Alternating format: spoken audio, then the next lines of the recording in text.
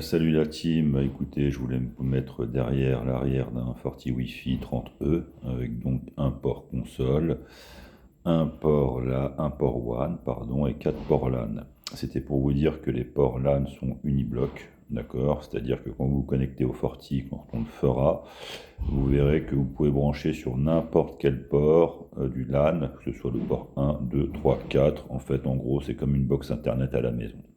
Ce qui va être intéressant, c'est qu'on verra qu'on peut casser une de ces interfaces. Casser une de ces interfaces LAN. Alors quand je dis casser, c'est évidemment pas casser physiquement, c'est-à-dire à la sortir de ce uniblock. Voilà, c'est-à-dire on va la séparer et on verra qu'on pourra prendre un de ces ports LAN pour le transformer en port WAN. Et on verra qu'on pourra donc faire de la tolérance de panne sur un Forti Wi-Fi 30E.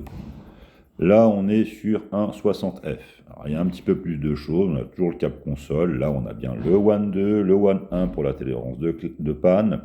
La DMZ, c'est si par exemple on héberge un serveur depuis l'extérieur. Si un pirate prenait la main dessus, eh bien, il serait donc dans la zone démilitarisée. Ça éviterait qu'il vienne interférer avec la partie LAN.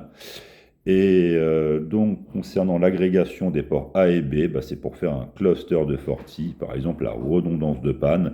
Mais pour faire de la redondance de panne, il faut des Fortinets du même modèle.